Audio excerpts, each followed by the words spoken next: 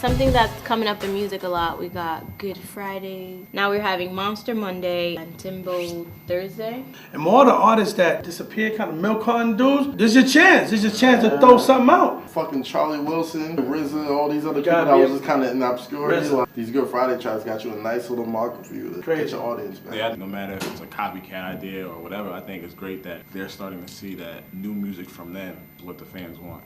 They don't have to go through the labels, they don't have to go through PR or whoever, you know, facilitates all that stuff. They're taking that shit to their own hands. And we can't complain about the quality of it. It's like they're giving us free music. I commend everyone who's doing that shit, because that's taking time to give out a free product. And I think they see the power of the blogs, because that shit reaches everyone. A lot of people really don't think it's dope because like kind of like biting Kanye. People been biting Kanye. Yeah, I think it's dope that Swizz is doing it. Timbo not so much. I'm not huge on Timbaland, no. It said fuck hip hop at one point. I feel like Swizz is kind of underrated. So do you guys think this is something that artists are doing till their album release, or is this something that's going to be a new thing in music now? Obviously with Kanye, his was up to the album release, and obviously he stopped. Like, I don't know why he stopped. With Swizz, like, Swizz is making a comeback this year regardless. So it's just like bringing him back to relevance, bringing him back in discussion, bringing him back on the radio, because some of these records are getting played on the radio. Some of these records are getting played in the clubs. I don't want that to be the focal point of these programs. I want it to be just giving us good quality music. I don't want it to just be a promo tool, because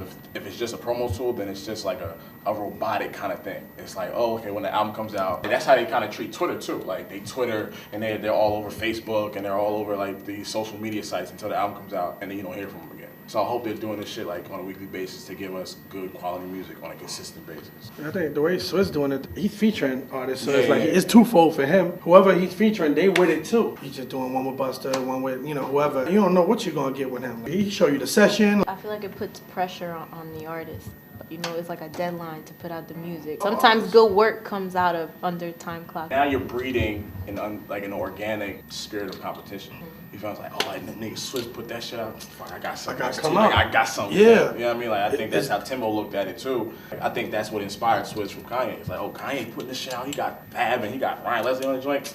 I got Busta and Diddy on the joint. Like, when they all came out, they was giving out music too. Yeah, you know what I'm saying? So they just went back to the roots and getting them fans back. A lot of people lost a lot of fans. Like, dudes just stopped working. Like, if you got a problem with your label, that's you and your label. Like, I'm a fan. Like, give me something. I'm mixing. Give me something. You gotta change with the game. It's the same way with the artists on the songs too. I read the story about J. Cole and the Looking for Trouble record. They hit up J. Cole about that joint on Thursday night. We dropping this Good Friday record. We want you on it. Hey, everybody's gonna know about this shit. I gotta go in. On one of the episodes of 48 Hours, Nas says music is kind of messed up nowadays because the politics of making a song. Artists aren't putting out music. I think this brings it back. It makes it fun again. No competition. Like, and when I say competition, I don't mean like beefing. Like, I see it on the street. It's like, you're my man, but like, I'm gonna outdo you. I'm gonna do this better than you. But like, we still peoples and we still gonna collaborate. But it's like, there's no rivalry, there's no fun in it. Like, you know when certain football teams play or certain basketball teams, like, you know it's a rivalry. When the Eagles play the Giants, it's a rivalry. We want to know, like, when Swizz put his shit out on Monday, Kanye put his shit out on Friday, like, that's a rivalry. Like, we know we gonna get some good content. I think it's how people view it. But when people bootlegging records, it was like, oh, you bootlegging my shit. Then someone said, you know what? You're actually marketing me for free, so